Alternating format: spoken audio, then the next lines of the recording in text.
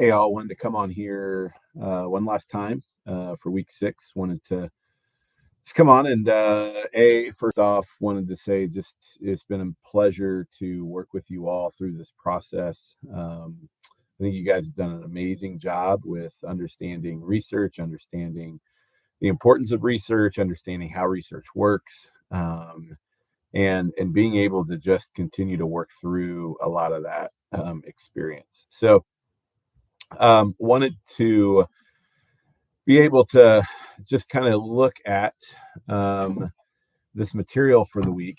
So as I'm looking at the information, first off, thinking about the devotional.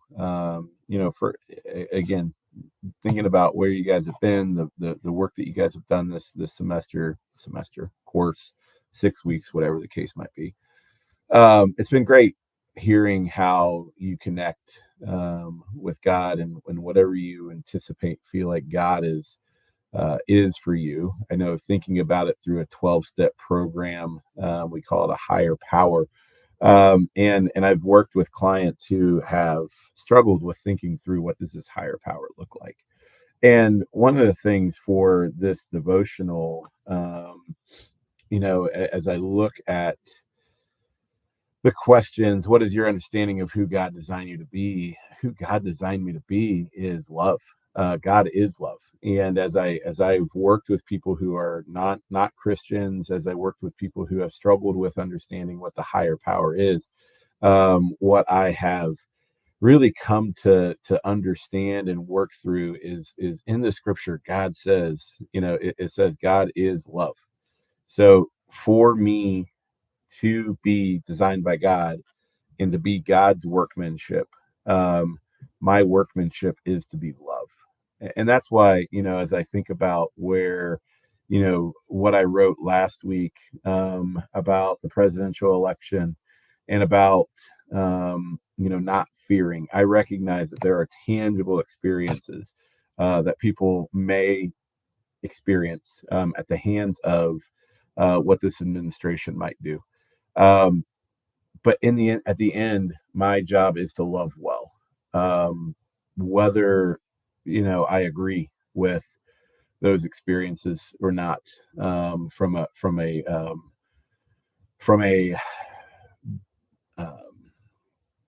governmental experience. I think about Anne Frank, the story of Anne Frank during the Holocaust.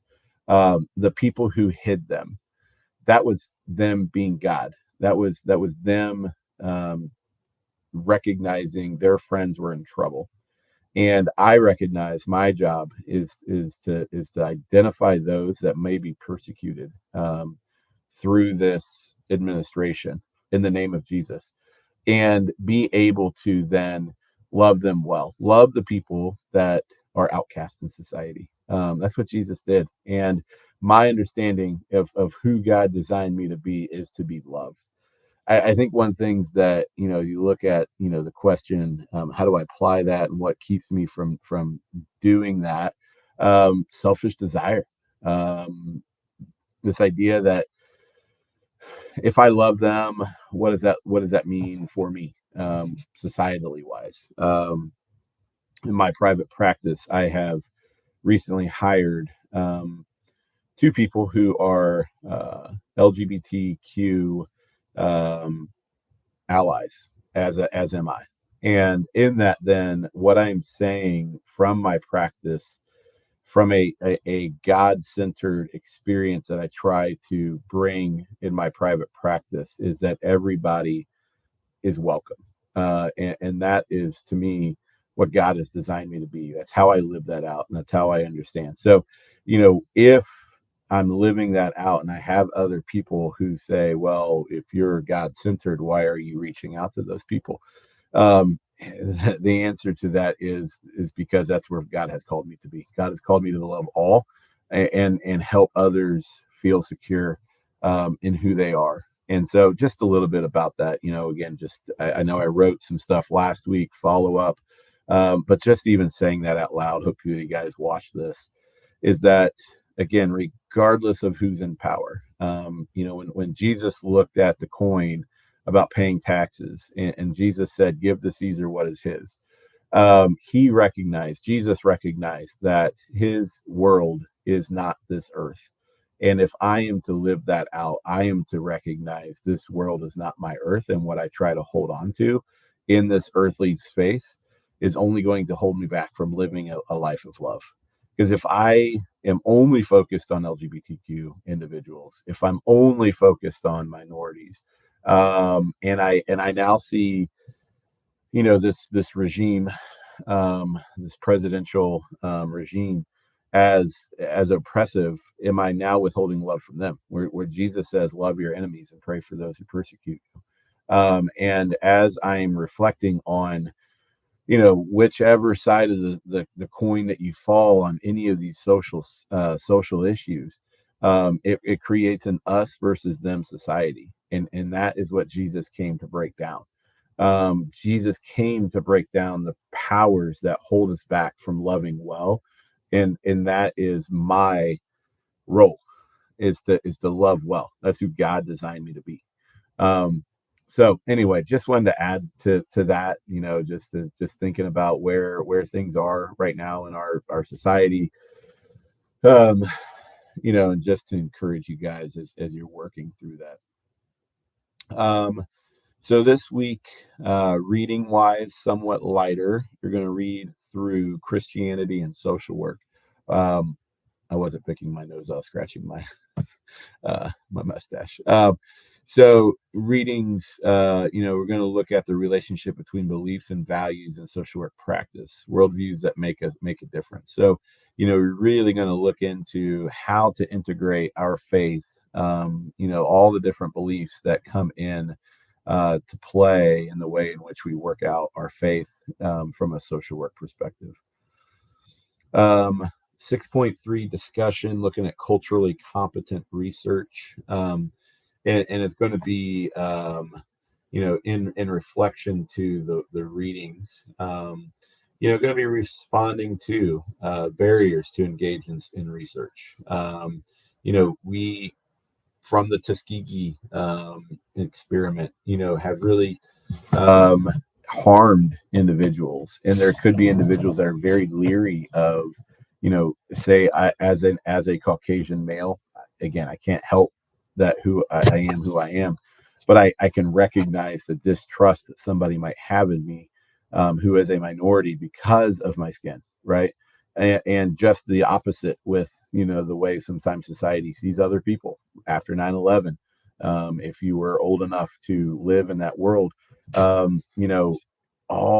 wouldn't say all, I don't know all, a lot of Arab, Middle Eastern individuals, Islamic individuals were persecuted. And so, in that space, in this country, we set a big distance between us and Islamic individuals because of that, right? So, as you're thinking about being culturally competent, part of it is understanding our own biases, and then also understanding the biases that people might have against us, for whatever reason, as we're trying to conduct this research. So as you're thinking about, that last question, discuss at least 3 things that this research study taught you about ethics and research and connections between research and social work practice. Part of it is, how do I think like them to be able to trust me? I know I'm trustworthy. I hope other people see me as trustworthy, but I recognize if I just go into somebody's environment, then they might not see me as trustworthy. And what does that look like for me to build that trust? I think is a big experience. So I'll be interested to see what you guys have to say from a discussion standpoint. The last thing in our, second to last thing, this is the bigger project, is the full research paper. So one of the things that I would love for you guys to do is to go back through week in and week out the different comments I've made on your paper. If I haven't made very many comments, then what I would say is take all of that and add it to your paper and to have one full document. My hope is to get those graded on Saturday this week, and that way you guys have a couple days to be able to turn that over. If you have recognized that I haven't given you guys much, excuse me, if you guys if you guys recognize that I haven't given you much feedback, then feel free to go ahead and copy paste. What I want to see though is a concurrent document, a flowing document, because I know right now we have piece these together in individual pieces. So headers, looking at the literature review, looking at the research question, the purpose of the study, ethical considerations, data analysis, make sure you have your headers and kind of can go through that paper in that process. So so I don't think it'll be horribly time consuming for this assignment. As opposed to having to put together a full research project in 1 week. So you're piecing that together. Final thing, would love to hear back reflection wise. What are your thoughts about research? Do you feel like you mastered any part of it? And do you feel better prepared to do research because of this class?